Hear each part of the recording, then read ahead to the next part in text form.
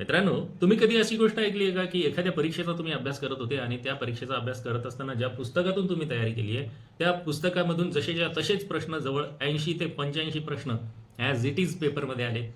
जर तुम्ही ते पुस्तक वाचलं असेल तर तुमचा किती मोठा फायदा आहे. पण जर ज्या विद्यार्थ्यांनी ते पुस्तक वाचलंच नाही, तर त्या विद्यार्थ्यांना मात्र हे अन्याय झाल्यासारखंच होणार नाही का?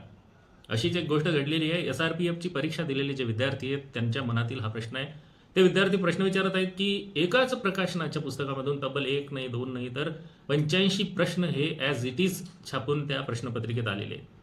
मग आता या परीक्षेत हे प्रश्न एकाच पुस्तकातून आले, त्या एकाच प्रकाशनाच्या पुस्तकाचे जे काही प्रकाशक होते, त्यांनी देखील ही गोष्ट शॉकिंग आहे म्हणून स्वतः प्रतिक्रिया दिली, की हे असं होणं विद्यार्थ्यांच्या हिताचं नाही आहे. विद्यार्थी काय प्रश्न विचारते बघा. आता प्रश्नांचा जो काही सिलेबस असते तो कॉमन असतो.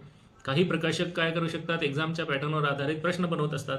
मग त्याच्यामुळे काय होते, की प्रश्न वेगवेगळ्या स्वरूपाचे येत असतात. पण इथे 85 प्रश्न हे एक्झॅक्टली मॅच होताना दिसून येत आहेत त्याच प्रकाशनाच्या पुस्तकामधून.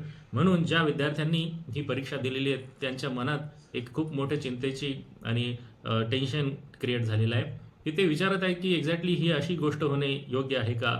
याबाबतची जी काही न्यूज आहे ती तुम्हाला मी या ठिकाणी दाखवतो. बघा तुम्ही, ही जी न्यूज आहे या न्यूजमध्ये ती गोष्ट क्लिअरली बघू शकता. क्रमांक 5 नुकतीच जी परीक्षा पार पडली पोलीस भरतीची, त्यामध्ये जे प्रश्न आलेले होते 100 प्रश्न, त्यातील 85 जवळजवळ 85 प्रश्न एका पब्लिकेशन, या जी खासगी पब्लिकेशन आहे त्याच्या प्रश्नपत्रिकेतून आलेले आहेत. आणि जर आपण बघितलं तर जवळपास 85 अगदी सेम टू सेम सगळे प्रश्न आहेत.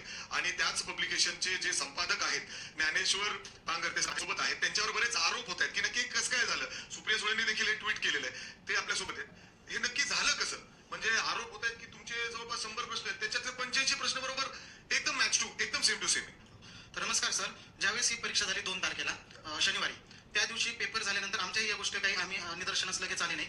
तर त्याच्यानंतर 4-5 तासांनी साधारणतः आमचे जे विद्यार्थ्यांचे मेसेज आले की अशा पद्धतीने आपल्या पुस्तकातील प्रश्न आलेले आहेत आणि ते प्रश्न आम्ही सोडवलेले आहेत आणि त्याचा आम्हाला फायदा झाला. त्यावेळेस आम्ही ज्यावेळेस क्रॉस चेक केल्यानंतर आमच्या निदर्शनास आलं की याच्यातले 85 प्रश्न तब्बल आहे असे एका 100 प्रश्नापैकी 2च्या पेपरमध्ये आलेले आहेत. आणि आम्ही स्वतःही आमच्या टेलिग्राम चॅनल आहे, त्या टेलिग्रामला किंवा इतर सोशल मीडिया प्लॅटफॉर्म आहे त्याच्यामध्ये आमचे सर परिसर आहेत, त्यांनी व्हिडिओ बनवला आणि व्हिडिओ बनवून आम्ही स्वतःही माहिती दिलेली होती की अशा पद्धतीने आमच्या पुस्तकातून हे प्रश्न अशा पद्धतीने आलेले आहेत. याच्या अगोदर सुद्धा अशा 100 पैकी 85 प्रश्न हे एकाच पुस्तकामधून ॲज इट इज आलेले आहेत. मग ज्या मुलांनी ते पुस्तक वाचलंच नाही तर त्यांना त्या प्रकारच्या प्रश्नांची उत्तरं सोडवता आली असती, परंतु ज्यांनी ते वाचून तयारी केलेली त्यांची एक्झॅक्टली पटापट त्याचे उत्तर बरोबर देखील आले विचार केला जात आहे. आता ज्या विद्यार्थ्यांनी ऑनेस्टली अभ्यास केलेला आहे, आता आपल्याला माहिती आहे भरती प्रक्रिया लांबत जातात, अनेक वर्ष आहेत, विद्यार्थी एजबार होण्याच्या प्रक्रिये म्हणजे वेळेला स्टेजला येऊन पोहोचलेले असतात.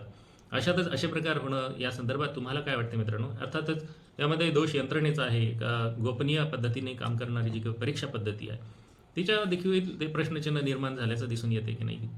कारण 1 नाही 2 नाही 100 पैकी 85 प्रश्न मॅच होताना दिसत आहे. तर अशा प्रकारचे प्रकार अशा कोणत्याही भरती प्रक्रियेमध्ये न होण्यासाठी भरती प्रक्रिया हे ट्रान्सपरंट होणे आवश्यक आहे. तलाठी भरती प्रक्रिया, आता ही एक गोष्ट चांगली झाली की ती MPSCकडे वर्ग करण्यात आली. जी MPSCचा आतापर्यंतचा इतिहास आहे की त्यांच्या ज्या काही परीक्षा आहेत त्या ट्रान्सपरंटलीच झालेल्या आहेत. त्यांच्या परीक्षा ह्या ऑनलाईन परीक्षा नसतात, ह्या ऑफलाईनच असतात, जे आपल्याला पेपर पेन्सिल टेस्ट म्हणतो आपण तशा प्रकारच्या, जेणेकरून विद्यार्थी आहेत त्यांच्यावर देखील काय आता कुठल्याही प्रकारची परीक्षा असेल, कोणताही विद्यार्थी असो, कोणाचंच नुकसान व्हायला नाही पाहिजे.